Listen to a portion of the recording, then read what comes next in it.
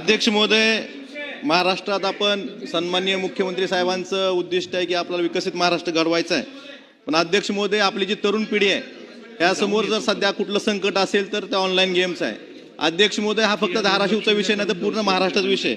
अध्यक्ष महोदय, माझ्या धाराशिव तालुक्यातील बावी या गावातील लक्ष्मण मारुती जाधव या तरुणाने ऑनलाईन गेमच्या व्यसनाच्या आहारी गेल्यामुळं मुख्यमंत्री महोदय आपण आहे तिथं, त्याने स्वतःची शेती विकली, घर विकलं आणि तरी त्याचं देणं फिटत नव्हतं म्हणून त्याने स्वतःच्या 2 वर्षाच्या मुलाची विष पाजून हत्या केली, पत्नीची हत्या केली. त्याची पत्नी गरोदर होती आणि नंतर स्वतः आत्महत्या केली.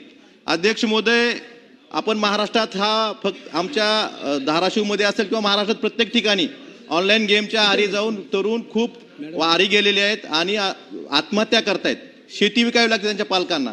अध्यक्ष महोदय, मी उत्तर वाचलं, आपण शासनाने दिलेलं उत्तर सांगितलं की ऑनलाईन गेमला शासनाकडनं कुठलीही परवानगी नाही. आणि खरं तर अध्यक्ष महोदय, मुख्यमंत्री साहेब संवेदनशील आहेत. हा प्रश्न फक्त माझ्या धाराशिवपुरता मर्यादित नाही, पूर्ण महाराष्ट्राचा प्रश्न आहे. इथं बसलेल्या प्रत्येक 288 आमदारांच्या मनात ही किंवा प्रत्येक पालकाच्या मनात हीच आहे की ऑनलाईन गेम थांबल्या पाहिजेत. अध्यक्ष महोदय, उत्तरात सांगितलं की आपण जनजागृती करतोय. अध्यक्ष महोदय, मुख्यमंत्री महोदयांना माझी विनंती आहे, मुख्यमंत्री महोदय ही जनजागृतीच्या पुढे गेलेली गोष्ट आहे. त्यामुळं स्वर्गीय R.R. आबांनी जसा डान्स बार बंदीचा निर्णय घेतला होता तशीच अपेक्षा पूर्ण महाराष्ट्रातील जनतेच्या आपल्याकडनं आहे मुख्यमंत्री महोदय.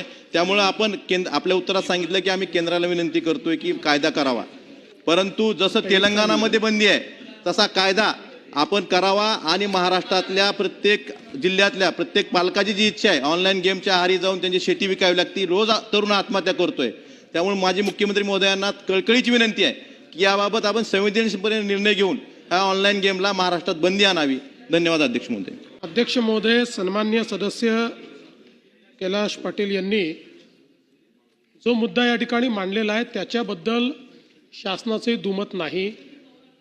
ऑनलाईन गेम्समुळे अलीकडच्या काळामध्ये आपल्या नवीन पिढीवर, युवा पिढीवर किंवा अगदी मध्यमवर्गीय लोकही त्याच्या आहारी चाललेले आहेत आणि मोठ्या प्रमाणात त्यातनं पैसे हारतात आणि मग पुढे काही लोक क्राईम करतात, काही आत्महत्येचे प्रकार देखील झालेले आहेत आणि म्हणून याच्यावर कुठेतरी नियमन करणं हे अत्यंत गरजेचं आहे.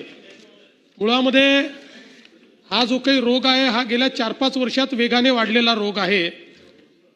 आत्ता खरं म्हणजे या संदर्भात केवळ information technology intermediary guidelines and digital media ethics code rules 2021 ज्या भारत सरकारने तयार केल्या त्याच्या व्यतिरिक्त याचं नियमन करणारा कुठलाच कायदा नाही आहे. आणि ज्यावेळेस याच्या संपूर्ण लिगॅलिटीची आम्ही चौकशी केली आणि याच्यावर आपल्याला कायदा तयार करता येईल का हे देखील पडताळून पाहिलं, त्यावेळी असं लक्षात आलं की हा कायदा केंद्र सरकारच्या डोमेनमध्येच त्या ठिकाणी तयार होतो. याचं कारण काय आहे? जसं आपण म्हटलं डान्स बार बंदी. आता डान्स बार हा या राज्यात बार तयार होतो, त्या ठिकाणी आपल्याला तो बंद करता येतो. याचं होस्टिंग हे फक्त महाराष्ट्रात होत नाही, याचं होस्टिंग देशभरातून जगभरातून होस्टिंग केलं जातं. आणि म्हणून याच्याकरता आत्ता जो काही कायदा आहे हा कायदा केंद्र सरकारनेच बनवण्याची आवश्यकता आहे. हा राज्य सरकार बनवू शकत नाही. अशा प्रकारचा कायदा कुठल्या राज्याने बनवला असेल तरी त्याला तो इफेक्टिव्हली, मला एक सांगा, 1 मिनिटाकरता सांगू की तेलंगणाने एखादा कायदा केला असेल असं आपण तुम्ही म्हणताय, मी तर बघितलं नाही, मी आम्ही माहिती घेतली कुठल्याच राज्यात हा कायदा नाही आहे. तरी देखील इंटरनेटवर जाऊन कोणी खेळत असेल तर तेलंगणा त्याच्यावर काय कारवाई करेल? याचं कारण कायदा काय पाहिजे? कायदा हा गेम बंद करण्याकरता पाहिजे. तुम्ही खेळणाऱ्यावर कारवाई करून हा विषय संपणार नाही. हा गेम जर बंद करायचा असेल तर त्याचा कायदा एक्सक्लुझिव्हली केंद्र सरकार करू शकतं.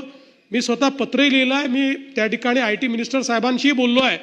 आता हे जे काही त्यांनी रूल्स तयार केलेले आहेत त्यांच्या मी लक्षात आणून दिलेलं आहे की केवळ या रूल्सच्या भरोशावर आपण याच्यावर नियमन करू शकत नाही. त्यामुळे केंद्र सरकारमध्येही आता हा गांभीर्याने विचार चाललेला आहे. आम्ही त्याचा पाठपुरावा करतोय आणि केंद्र सरकारकडनं अशा प्रकारचा कायदा झाला पाहिजे याचा पाठपुरावा राज्य सरकार करेल.